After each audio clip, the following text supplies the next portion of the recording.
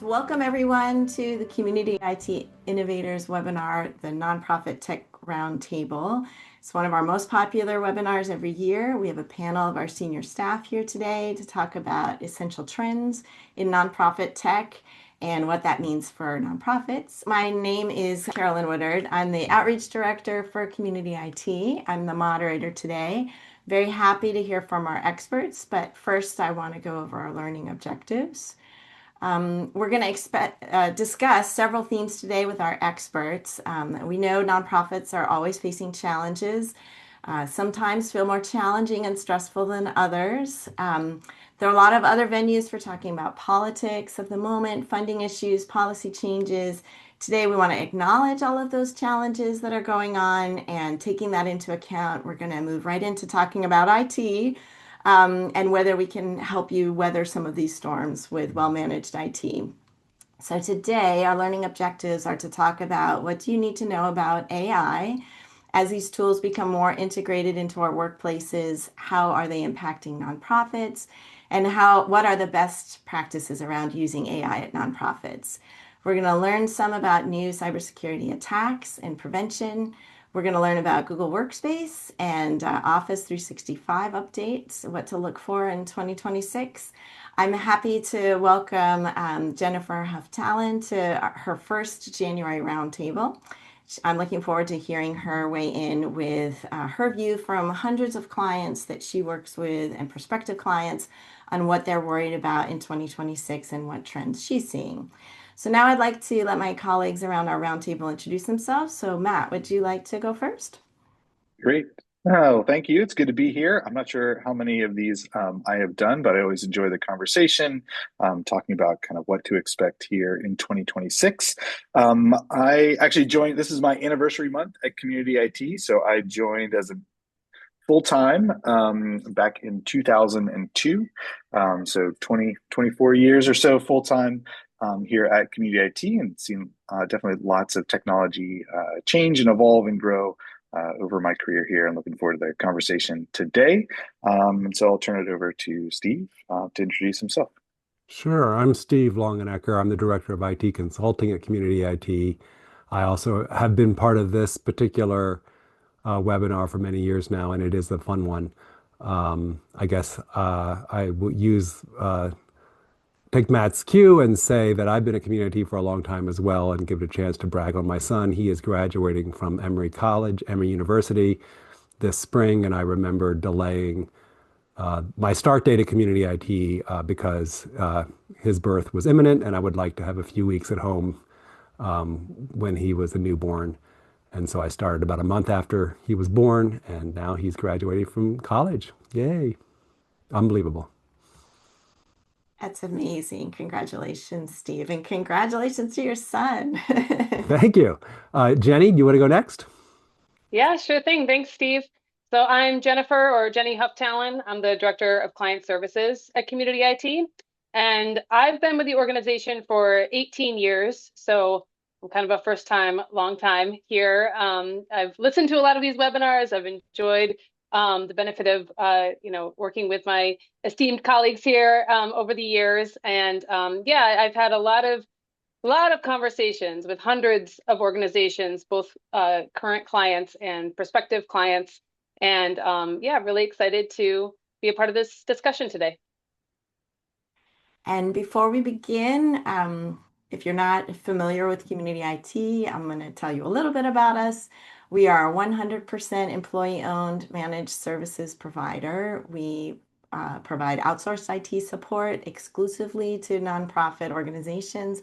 Our mission is to help nonprofits accomplish their missions through the effective use of technology.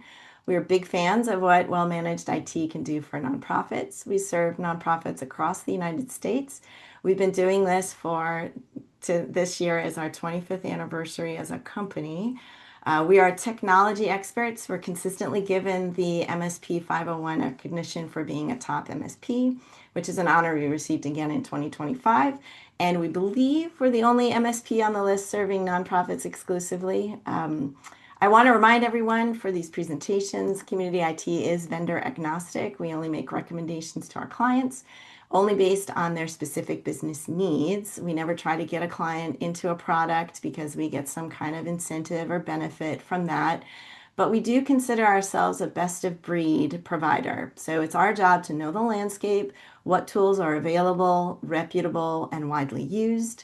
And we make recommendations on that basis for our clients based on their business needs, their priorities, and their budget. So I'm going to start with a poll. We like to do this.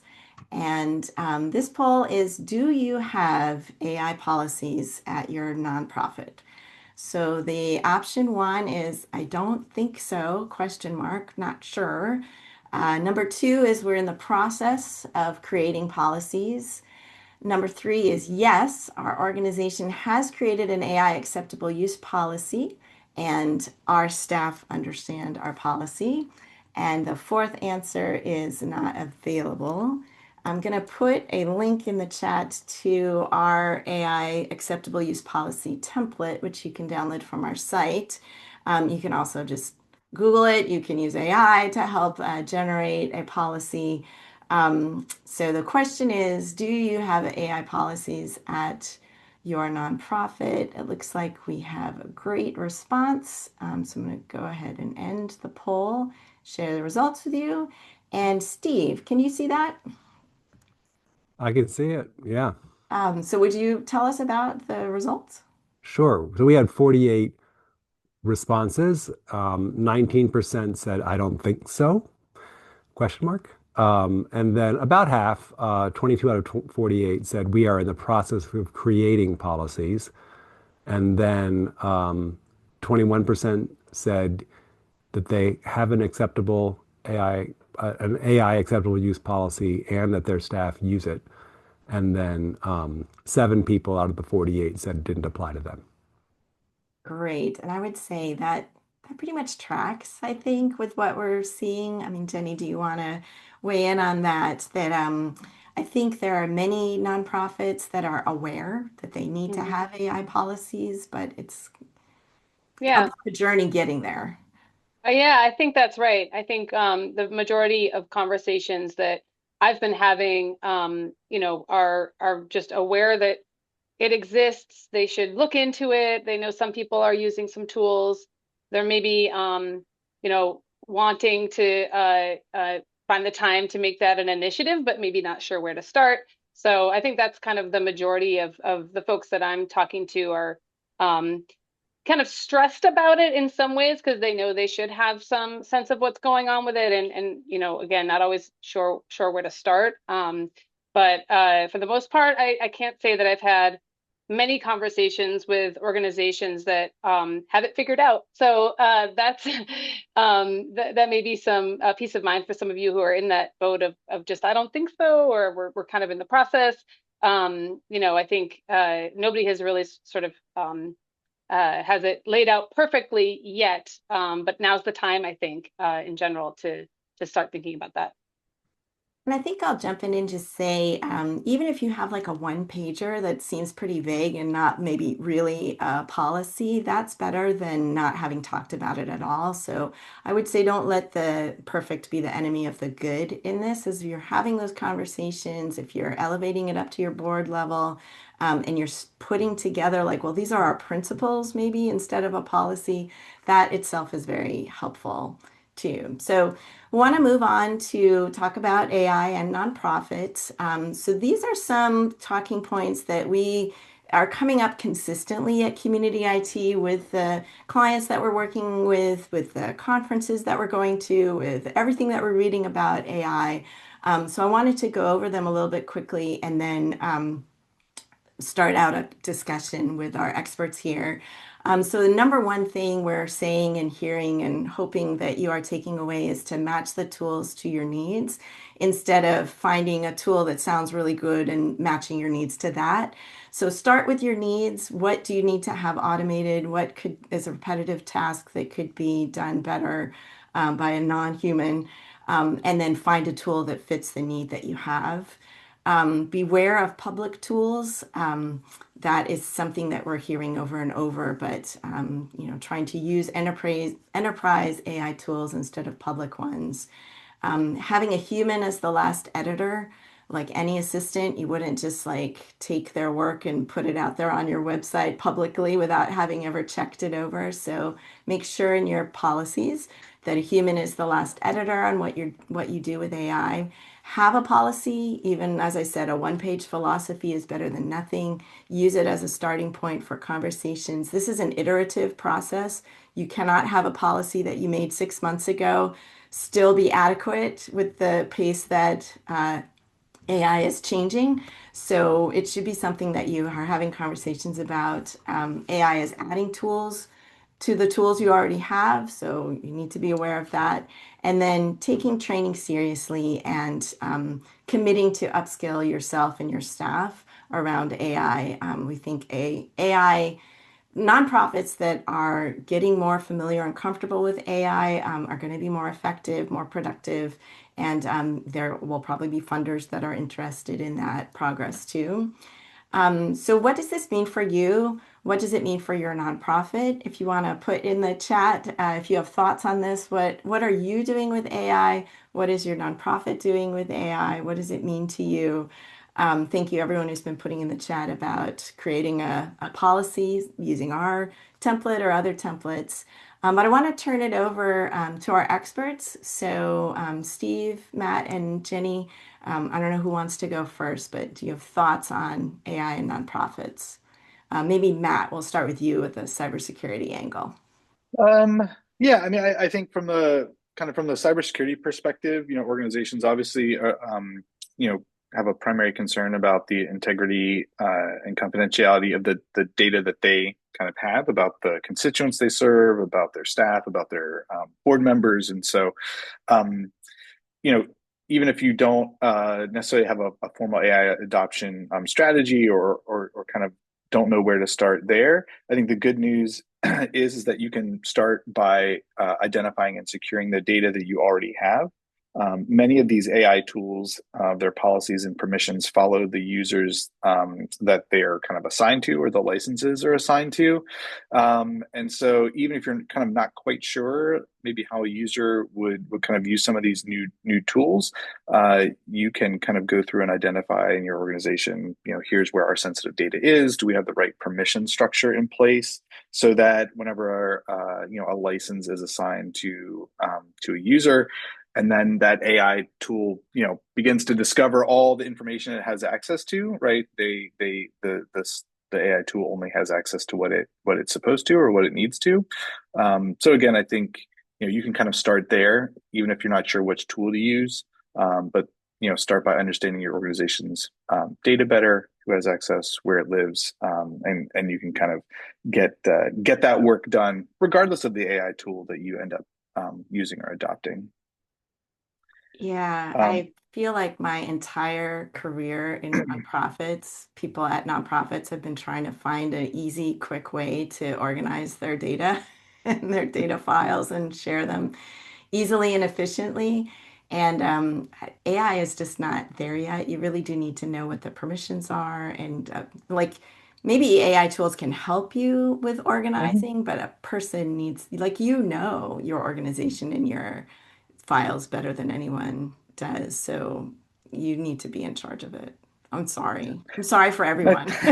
Well, I mean, and I think the other thing I would just highlight, you kind of touched on it as one of the first points in terms of matching tools to needs, right? So AI is a tool, a very powerful tool that can help you do a lot. And so I think it's important for organizations to kind of understand, well, what is that thing that we're asking AI to do? I think there's lots of stories of like, somebody vibe coded like a whole new CRM system, because you can. And just because you can doesn't mean you should. And so all this stuff is really great and it's powerful and there's lots of great examples, but kind of like the boring stuff of organization governance and management and kind of reporting and interoperability, still at the end of the day, needs to take precedence. And so I think being clear about, well, what is the problem that we are trying to solve, or what is the dream that we hope to fulfill? And then figuring out, okay, well, what do we need to do? Maybe we do need an AI tool, or maybe we need to like have some planning meetings to like restructure how we think about and organize files in our SharePoint environment, right? So AI is amazing, and I think the capabilities are changing so fast. What you decide today is going to be totally different in 3 months. But as an organization, kind of figure out what is the problem we're trying to solve, what are our pain points, is it a technology problem, or there may be some other things that we can do to fix that is a good place to start. Jenny, do you have any tales from the trenches? Yeah, a few where I think people have had success. Much of what Matt has said is really just kind of understanding what problem you're trying to solve. The AI technology may change, but the problem you're trying to solve, your mission for your organization doesn't change. So ensuring that you're kind of aware of kind of where your weak points are now that maybe AI can solve is really an organizational structure problem that requires all of the basics that again AI can't fix for you. So having good governance, sort of understanding who makes the final decisions on these things, and again understanding kind of what problems you're trying to address, and having clarity on which data sets you're inputting. I think all make a big difference in how effective the tools are. I think I've also heard from folks who have had success when they really engage with kind of key stakeholders and also other staff members that are maybe nervous about this change. Because it's so new, and there is a lot of discussion about how this is just going to replace everybody, and it can be staff could be very fearful of this new venture that we're all on. And so I think just having investment in working directly with your staff, keeping them informed about, again, those big picture items, the problems that you're working to address, and asking them for feedback. What problems do you face in your day that if a tool could fix? You love to have that tool. So again, you get a sense of like where people's pain points are, and you can kind of help them enhance, use the tools to enhance the work that they're doing, not kind of again replace the work that they're doing. And again, I think that all of that means the things that we mentioned here, which is you need to have a human involved. Don't lose sight of that piece. Make sure you're careful about what information you're giving these systems. And that there's accountability for how people are using it and what goals you're trying to achieve through the tool. I'll just riff if you don't mind. No, go for it. I do want to. I sort of want to piggyback on what Jenny said about using your own staff as resources on this. I think it's so new that the adoption is not. And it's changing so fast. So it's not just new, like it's new this month is newer than what was out in October. Like it's that kind of new. So it's not like you can just like sign up for an AI training program. I really think that the way for this to be adopted efficiently is to, have discussion groups and meet, pilot user groups and people sharing with each other what they do and how they're making AI both effective and safe and fitting within your organization's governance and requirements. And the other thing I wanted to react to in the chat, I saw a chat just a few minutes ago from Sarah saying that that their attorneys at their organization use AI quite a bit. I live in Washington, D.C. I go out for beers with friends. They're all attorneys. Like that's just like everybody, you can't swing a dead cat without hitting an attorney. Is that the expression? Anyway, there's lots of attorneys. Sorry, cat lovers. Lots of attorneys around, and they all swear that, oh my gosh, it's like, it really is going to cause problems for young attorneys who get trained in the past, by being given these assignments where they're asked to like summarize all the case law pertinent to a particular case. And then now a lead attorney can just ask AI to do that, and it's like done better, apparently. I'm trusting my friends on this, but that's kind of amazing. But what I wanted to flag in Sarah's note was she said we currently don't allow AI other than for the attorneys, and that is probably that could be a reasonable decision for the organization. My flag on that is that I think AI is probably like the worst of the worst when it comes to shadow IT. I mean, people, you cannot keep this in a box. And so let's just like if your HR person is trying to like find an intern for the summer or 5 interns for the summer and they just got 100 resumes, like it is going to be really tempting to just upload 100 resumes into the public AI tool and say, tell me which are the 10 best that I actually need to read. That's going to be an amazing time saver for them. And it might actually be accurate. I mean, there's all these questions about AI and it, whether or not it discriminates, based on, you know, cues that maybe a more socially conscious human being would be aware of and the AI is not aware of. So that's one concern I have about that. But my bigger concern about that is they just used a public tool and uploaded 100 people's resumes into it. And what just happened to those people's data? So I, I strongly urge the organizations that are trying to curb AI to really bang that drum hard and also consider providing paid for AI tools that you do trust sooner rather than later, even though it's an investment and it's a cost and you don't know how well it's going to get used. But if people are, if people are using AI, sorry, I'm running on about this, but I do think it is going to happen. People are going to be using AI and stopping them is going to be very difficult. Yeah. Yeah, I've told this story before, but I heard someone say, "Oh, our AI policy is just no one's allowed to use it." I was like, "Well, like we can probably tell you if you looked at the logs that a lot of people are going out to ChatGPT and you're, just not able to keep that genie in the bottle, as you said. And then B, every kid coming out of college is going to be using AI for a lot of their work. And so you're really kind of cutting yourself off if you're just making such a draconian policy. But I think, as you have all said, like having this ongoing conversation as it evolves, as it changes, is really important to have that at the highest levels and throughout the staff. Dorothy, yeah, I would say Microsoft Copilot and Gemini are both good paid for tools. And Miriam, yes, I would say any free tool. If it's free, you really have to question what the business model is because if they're not making money off of your subscriptions, they're making money off of you somehow, generally speaking. And so I would say any free tool would be, you want to be careful about that for sure. Matt, Yeah. do you want to add to that? You're the expert in terms of that. Well, Yeah, I'm I actually mean, going to turn it over to Matt for our next segment on Okay. cybersecurity. So I think, Matt, if you want to weigh in, please go ahead. Yeah. So again, I think kind of bridging that connection there. I think the good news is for anyone who has a Microsoft 365 subscription, right? If you go to copilot.microsoft.com, you sign in with your Entra ID credentials. Even if you've not paid for Copilot licensing, you're kind of immediately getting a kind of free protected version of that ChatGPT model. So again, the data that you put into it, your prompts, the data that comes back, right, is protected by Microsoft's data governance and kind of does not go back in to feed their model. So again, that's a good,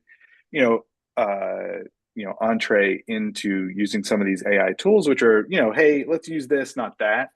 Again, I would echo what Steve said and Carolyn said, right? It is a hard prohibition is really hard to really enforce unless you've taken a whole bunch of other steps, which we are starting to see some organizations do to say, here are 5 authorized AI tools, and everything else we're going to block. And there are technical ways to do that. So again, so you can use some of the commercial tools for free, right? If you already have subscriptions and kind of leverage those existing investments before you, kind of maybe evaluate and figure out what other tools might help you solve your business case.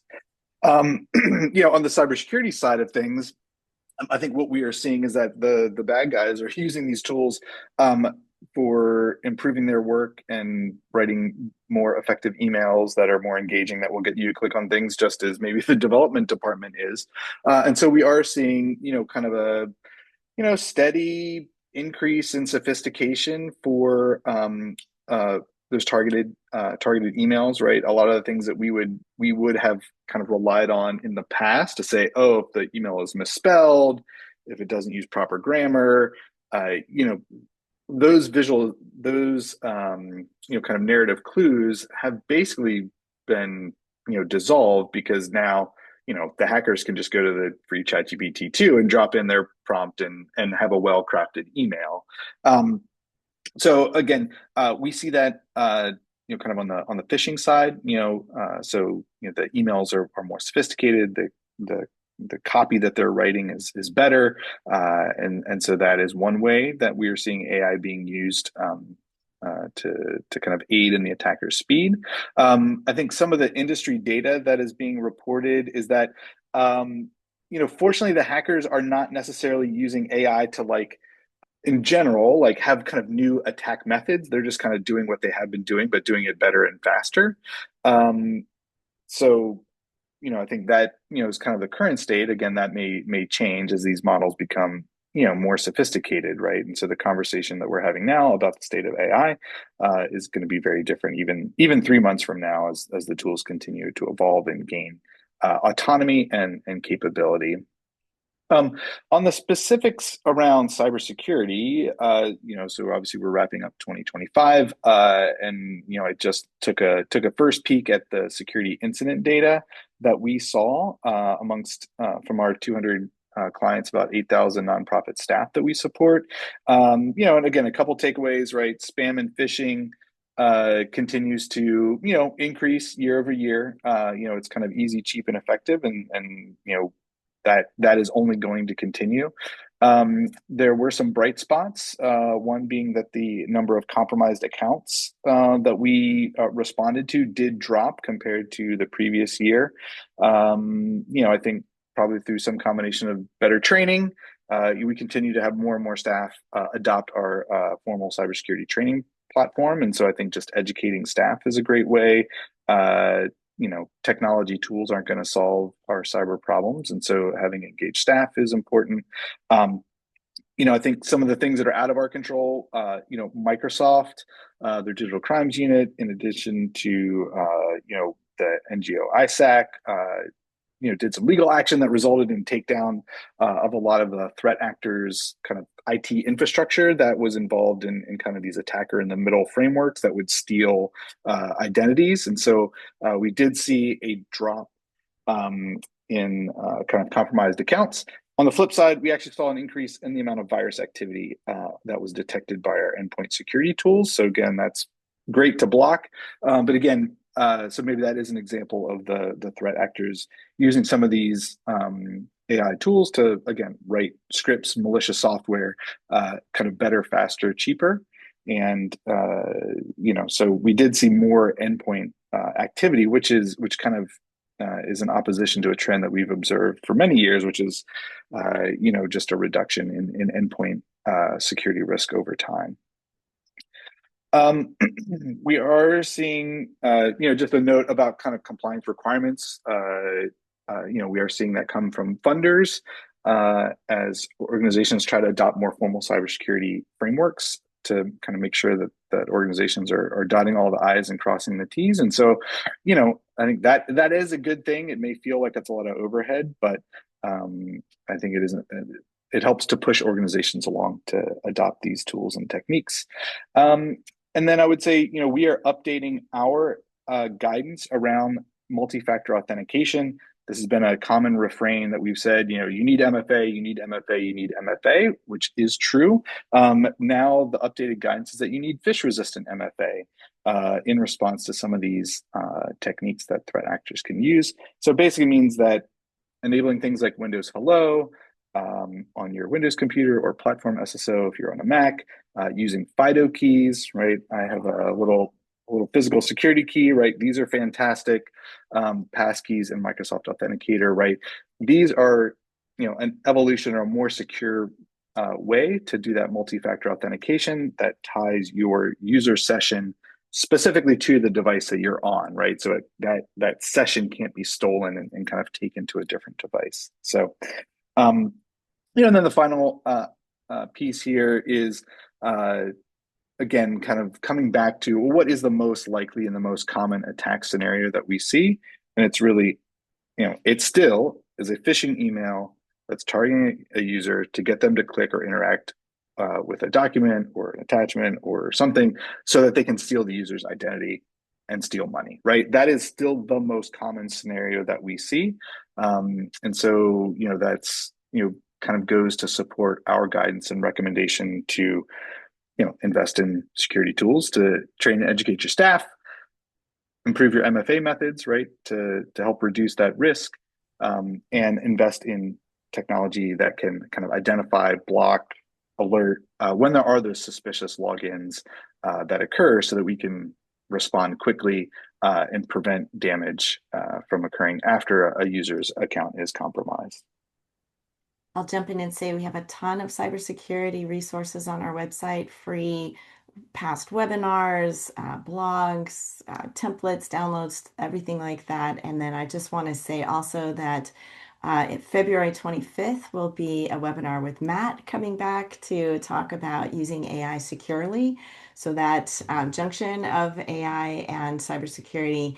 And in April, we will have that annual report on the incidents that we see across the thousands of end users that we have.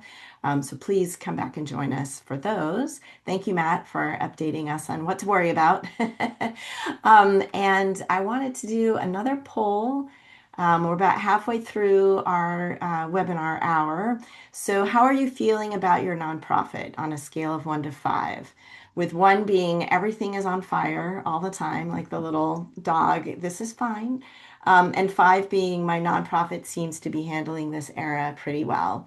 And this is completely anonymous. We won't be able to see how you really feel about your nonprofit. But we know that there's a range, right? There are nonprofits that are really struggling with this and nonprofits that are taking this moment to try to readdress their fundamentals. And IT fundamentals are one of those things that you can, put some effort into. We want to make sure everyone's taking care of your mental health, make sure you're de-stressing. So go ahead and get in. How are you feeling about your nonprofit? And we'll see what we can do to help you feel that you're not alone in all of this. So I'm going to end the poll. And Jenny, can you see that? Yep, I sure can. You want to, how does this track with you? What's the Yeah, vibe? it's looking like we got one person who's feels like things are on fire. So thank you for being honest about that, and you're in the right place. So you're doing something today, which is great. About 4 folks gave it a 2. Most people in the middle here, 41% are a 3, and then about 29% are a 4, which is great, I'd say. 17% gave themselves a 5, which means everything's, we're handling this change pretty well. So that's a great distribution. I mean, I think that's about, again, what we hear when we, get prospective clients calling us is, we're doing a few things. We don't know what we don't know, though. And so we feel like you need the sort of extra guidance to kind of continue to move forward. So I think, again, the good news there is that, just starting, like, again, being on a webinar like this, a little bit can go a long way. And I think sometimes we get paralyzed when we're afraid of the topic. It's a very big topic. AI, cybersecurity, it feels overwhelming. And if you are somebody who's an expert in nonprofit operations, not an expert in AI, we wouldn't expect that you'd know kind of the answer to all of these things. But just getting started, I think, is in asking these questions and understanding some of the fundamentals of the organization, taking a look to see where MFA may be installed already on the critical platforms. Just some small steps can really, go a long way into protecting your systems. So yeah, there's good distribution there. No, it looks great. And thank you for helping us reassure everyone. And yeah, someone said in the chat a year ago, I would have answered this very differently. So, we're all here, we're doing our things. And I think one of the things community IT talks a lot about is just the fundamentals don't really change. So your externals may change a lot, but if you can focus on those fundamentals, it goes a really long way to preventing lots of different attacks and insecurities and changes and prepare you for changes. So I want to take a little bit of a right turn here. We're going to go talk with Steve a little bit about more in detail about some of the tools that we're using. So Microsoft 365 and Steve, you have some thoughts on where is Microsoft investing? Yeah, and this is interesting because I asked Copilot, where is Microsoft investing? You can see the prompt down there at the bottom. I said, I directed Copilot to the Microsoft 365 roadmap and just said, hey, look at the roadmap. Look at this is very rough because they might, and in fact, it's very interesting. They gave me this graph, but then I used the word they, I don't know. Copilot gave me this graph, and then Copilot said, but we're just evaluating the number of roadmap entries. Some products might get, 4 entries for like a minor improvement, whereas another entry represents a whole lot of investment. So you can't necessarily judge it by that. And I was like, it's kind of a sophisticated, nuanced point to the question I asked. But obviously, Copilot is getting a lot of investment from Microsoft, and Teams is not that far behind. I would not have expected this myself, although once I thought about it, it made sense to me that Microsoft Purview, which is Microsoft's like platform for governance and like data retention and data loss protection, and I mean it's a big thing, and maybe I'm mischaracterizing it exactly. Happy to have Matt chime in on that, but it's definitely an area, with AI being able to like find, data anywhere it is, that organizations are wanting more of, and Microsoft's responding to that. The next slide.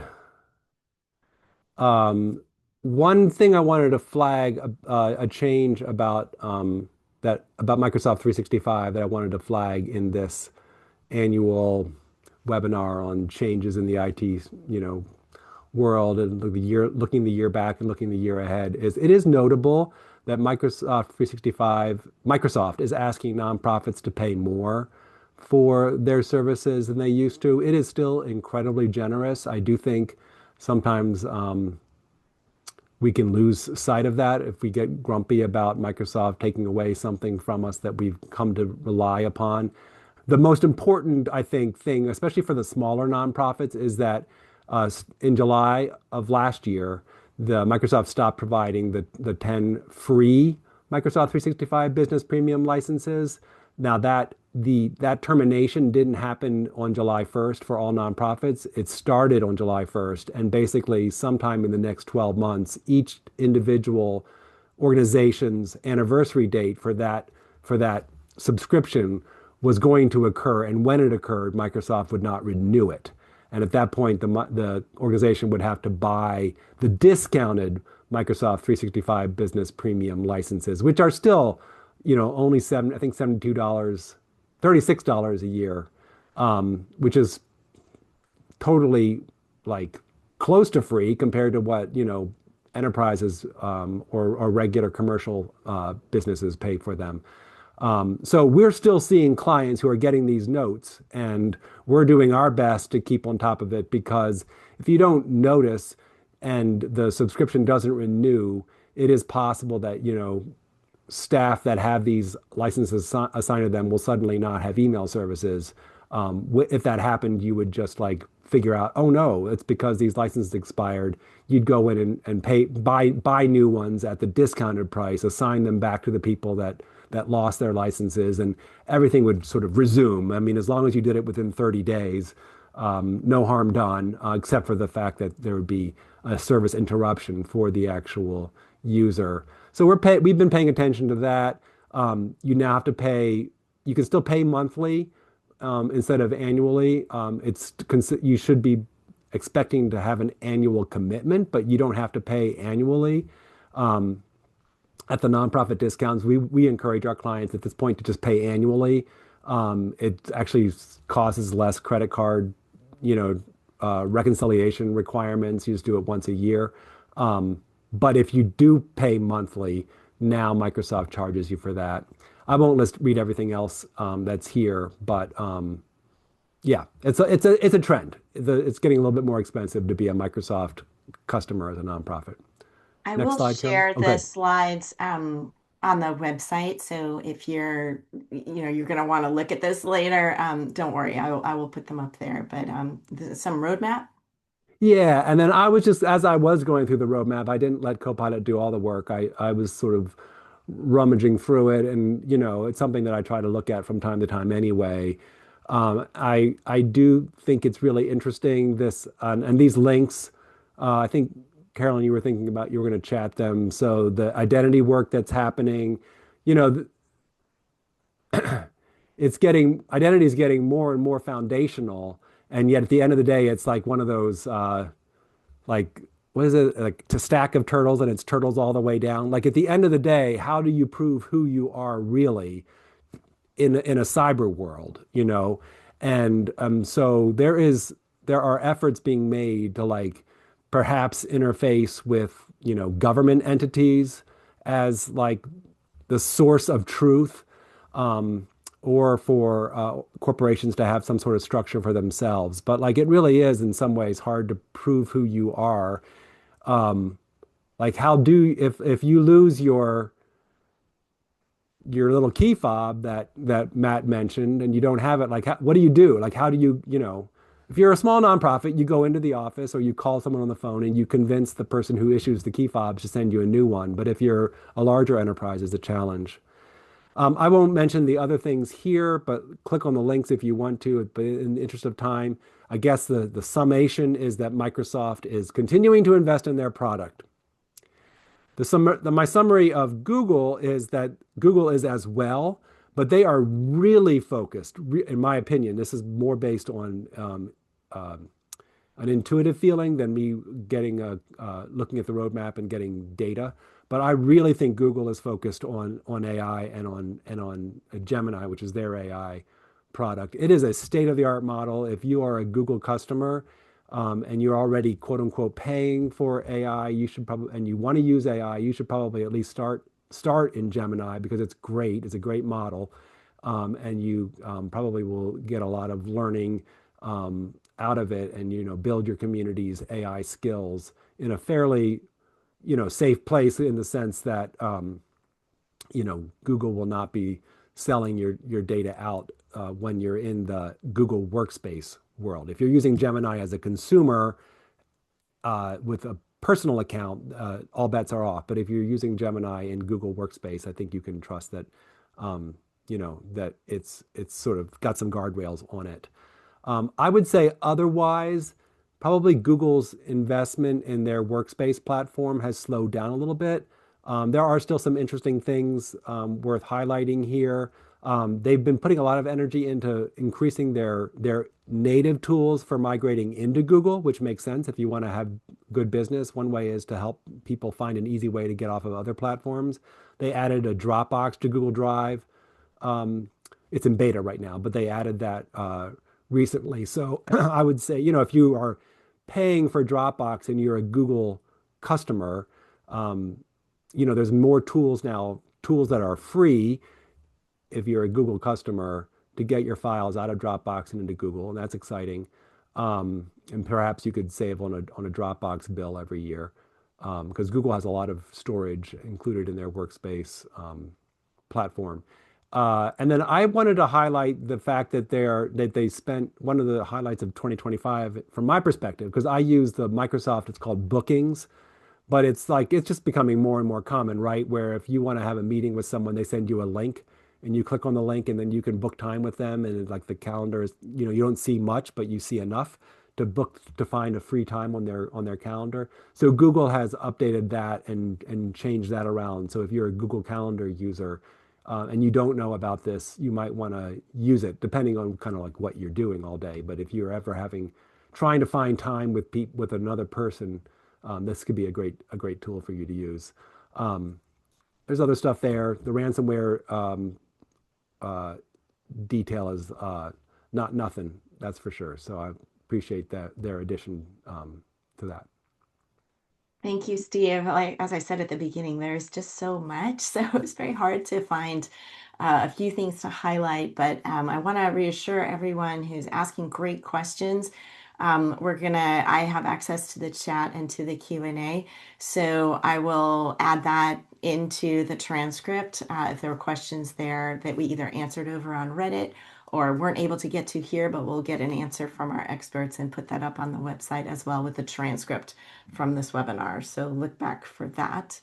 All right, so we have Q&A. There's a couple of questions that have come in, and I really like this one. We don't have a ton of time for Q&A, but Rich asked, what are some examples of how nonprofits use paid versions of Copilot and Gemini? So I wanted to put that out there. I personally have been using Gemini a lot through our Google Workspace official enterprise account. Especially, I love the gems, so you can kind of help it understand a persona you want Gemini to take on, and then you don't have to re-ask it that prompt every time, telling it, we're a nonprofit IT company and we have this kind of audience. It'll just work on what you've already put in and continue to help you with content, so you don't have to keep re-prompting it. But anyone want to weigh in on something you've seen nonprofits using the paid version of Copilot or Gemini? Well, it's really good at, summarizing documents, writing things that generally you'll want to edit afterwards, but it is pretty good. I mean, Jenny, we were drafting something for the to send out to all clients about some change to some security. I don't know what it was anymore, but I wrote it up and it was pretty good. I mean, I thought it was pretty good. And I generally write stuff myself, and I sent it to the senior leadership, and Jenny sent it back in about an hour, like, well, here's how I would change it. And it was like, oh, this is a lot better.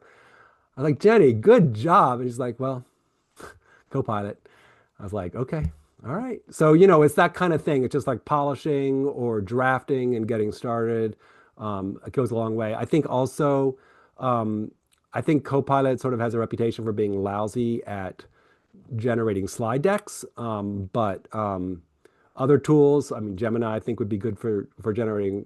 Claude apparently is good at just slide decks. But if you can give it like, a bunch of information, whether it's a Word document or some other document, a PDF, and say, I need to make a 20 slide deck out of this. Again, you're probably going to do a lot of editing afterwards, but it'll probably be a lot more efficient to do that than to do it from scratch yourself.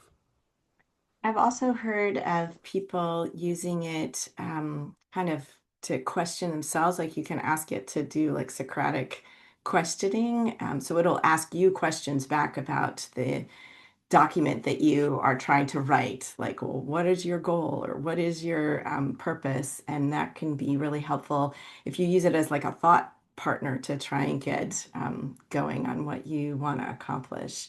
I think there's lots of some automations that I haven't experimented with myself, but we probably have nonprofits, and we'll be able to do a future webinar about some of those tools. Anyone else have something to add in? Yeah, I would just echo a little bit of what Steve said, and I would, mention that I do think it's very good for taking messaging and kind of breaking it down, and I think it's also better the more you say what you want from it. So if your first message back is like, oh, it's still a little bit, long-winded, you can ask it to be a little more concise or a little friendlier, maybe a lighter touch, and keep working on iterations of it, and I see improvements there.